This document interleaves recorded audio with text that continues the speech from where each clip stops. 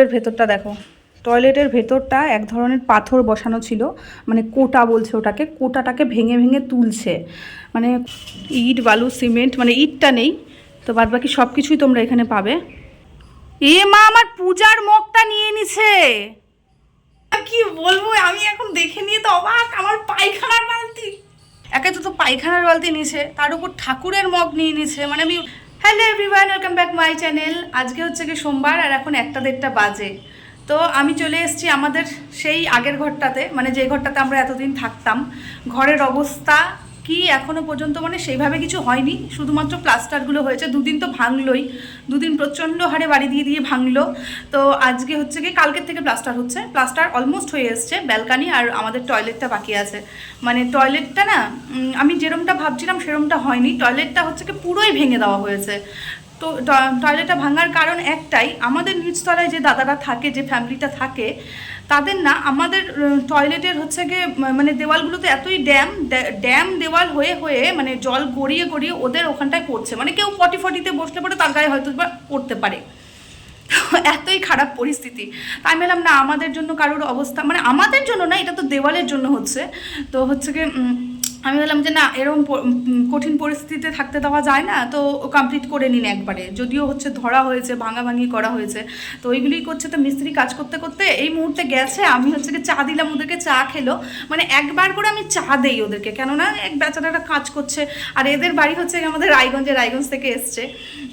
তো এই যে দেখো এখনো পর্যন্ত যত হচ্ছে গিয়ে ছোটোখাটো টুকিটাকি সবগুলো হচ্ছে গিয়ে যে সিমেন্ট বালি সব মাখা আছে, মশলা, মানে আমার ঘরটার অবস্থা একদম তেহেজ নেহেজ করে দিয়েছে। আমি এই ঘরটাতে কী করে পরিষ্কার করবো, আমি সেটাই খালি ভাবছি।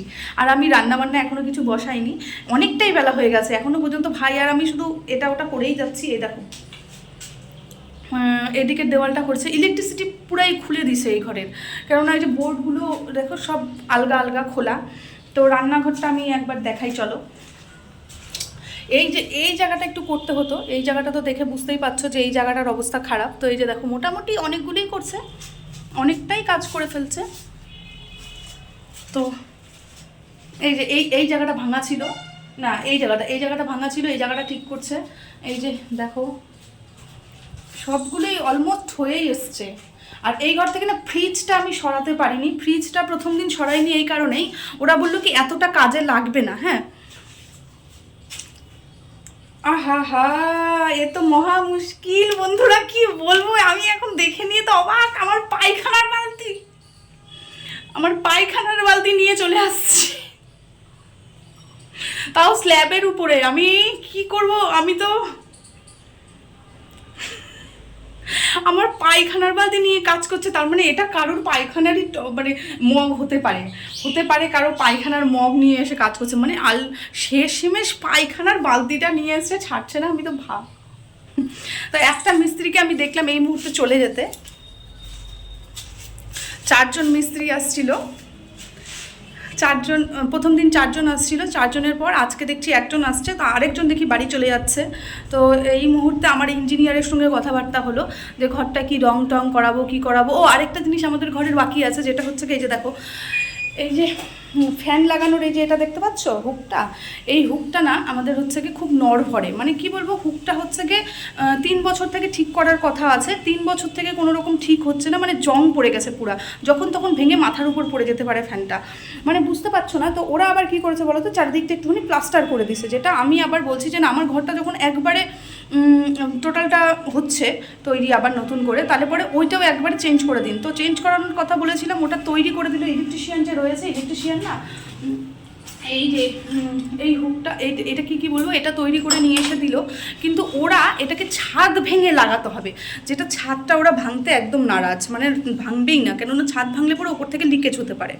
তো ছাদ ভাঙবে না, ছাদ না ভাঙার কারণে আমাকে এখন ইঞ্জিনিয়ারের সঙ্গে কথা বলতে হলো। ইঞ্জিনিয়ার বলে ওরা ইলেকট্রিসিটি যে ডিপার্টমেন্টের ইঞ্জিনিয়ার রয়েছে, মানে আমি এতদিন জানতামই না যে আমাদের হাউসিংয়ের 3-4টা ইঞ্জিনিয়ার রয়েছে, এক এক ডিপার্টমেন্টের এক এক ইঞ্জিনিয়ার।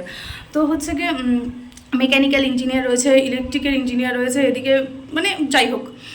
তো তার সঙ্গে কথা বলে এই ইলেকট্রিসিটিটা আলাদা করে করে নিতে বললো। তো এখন বুঝতে পারছি না কি করব না করব। আর আমাদের ওই ঘরের অবস্থা তোমাদেরকে বলে বোঝাতে পারবো না বন্ধুরা, কীরকম বস্তি বাড়ির মতন অবস্থায় আমরা আছি। বিশ্বাস করতে পারবে না আমার যে কী অস্বস্তি হচ্ছে। আমি দীর্ঘশ্বাসও ফেলতে পারছি না ওই ঘরটার মধ্যে, যে একটা মানে শান্তিতে শ্বাস ফেলবো, ঘুমাবো, আমি কিচ্ছু করতে পারছি না। আমার খুবই অস্বস্তি হচ্ছে, এত অস্বস্তিতে পড়ছি না কি বলবো। মানে আমি এতটা জানলে আমি করতেই দিতাম না ঘরটা। তো যাই হোক, শেষমেশে আমার পায়খানার বালতিটাকে এই অবস্থা করবে। আমার টয়লেটটা একবার দেখাই, চলো টয়লেটের অবস্থা কি করছে আমি সেটা দেখাই।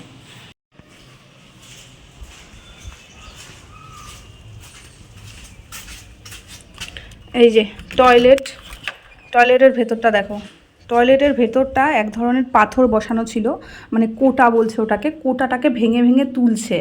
মানে কোটাটা পরের দিকে বসাই ছিল, সেটাকে ভেঙে ভেঙে তুলছে, এখন নাকি সিমেন্ট করে দেবে। তো এই যে টোটাল বাথরুমটার অবস্থা তো আমার একদম খারাপ। আর এটা দিয়ে এর আগের বার জল ঢুকছিল, এই কর্নারগুলো দিয়ে, যেটা হচ্ছে এবার সব ভাঙছে, এইগুলো ঠিক করবে, রিপেয়ার করবে। আর এই যে দেখো ঘরটা,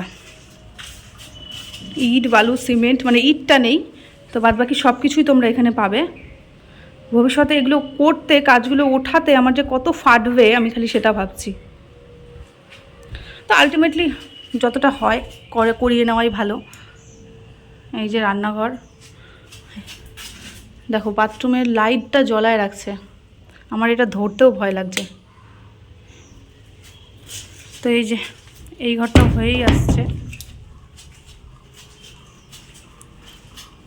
একটু বাকি আছে। এ মা, আমার পূজার মগটা নিয়ে নিছে। মানে এরা কি করছে একবার জিজ্ঞেস করার প্রয়োজন বোধ করে না মিস্ত্রিগুলো।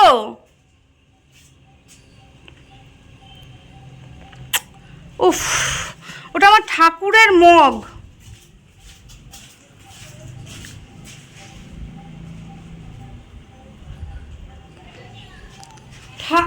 কিরম তাহলে বলতো শঙ্কু?